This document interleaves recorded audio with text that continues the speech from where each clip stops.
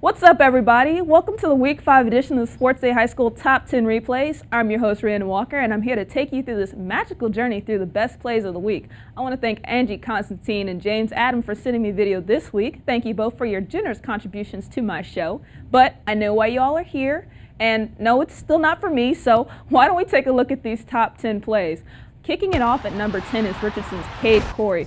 There's a high snap and an immediate pressure up the middle, which forces Pierce's QB into this throw, and Corey flies into the scene for this interception to seal Richardson's win with 20 seconds left. More from this game coming up later. Number 9, Prosper's Ryan Davis is going to throw this ball against the grain to Cedric Haskins, who the defense lets camp out in the middle of the field. He climbs the ladder, turns, steps back, and takes 2 defenders into the end zone with him en route to this 27-yard score. Haskins finished with 2 touchdowns and Prosper's 47-15 win.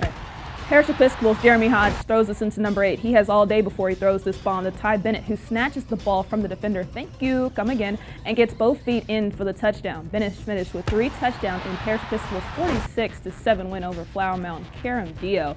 Oh yeah, Bennett is from the great state of Maryland and specifically from Baltimore. Hey Baltimore, I'm from the DC metro area, but shout out to us Maryland folks here in Texas. Let's head back to the countdown. We're going to go to Wiley McKinney game for number 7.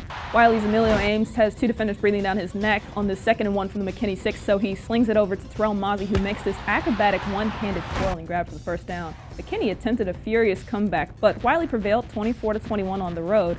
Now we're going to head to Frisco Independence for number 6. This 1 second, Colby Smith is juggling the pass from Kyle Sadler. The next second, he's breaking not 1, not 2, but 3 tackles and dashing up the sideline for the 79-yard touchdown. Hey, when you're down 56-21 going into the 4th quarter, throwing around makes a lot of sense. Frisco Independence would lose to the Colony 70-41. Here's our live number 5. Bishop Dunn's Caleb Evans tosses a strike to Chandler Rashbrook, who extends for the pass and spins like a dreidel out of this tackle. He slaps away an arm tackle. He high steps over the next tackle. He spins one more time at the end because he can. Rashbrook scores from 19 yards out, and Bishop Dunn beats John Paul II 61-14. Breaking down the door at number 4 is Flower Mound Marcus's Caden Smith. He looks in, he looks out, he twirls his fender all about as he comes down with his 27-yard snag from Mitch Kaysen. Now, usually when I say a tip drill, the ball is being tipped, but in this case, he catches the ball with the tips of his fingers. Smith finished with 5 receptions for 123 yards, but we've got more from this game shortly.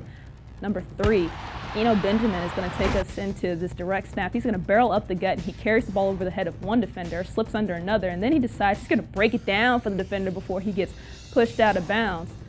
Man, that defender looked like Chris Paul after Steph Curry did that double behind the back on the baseline. Those were 38 of Benjamin's 265 yards. He came away with 5 touchdowns as Wiley East won 72-43 over McKinney North. Number 2, we're going to go back to the Richardson-Pierce game. Richardson's Cade Corey is going to skip to the loo over the running back. He told me he knew this was going to happen. And then he looks like a puma as he comes in, he sacks the quarterback, forces the fumble. He says, hey, dude, move, get out the way, and he picks it back up.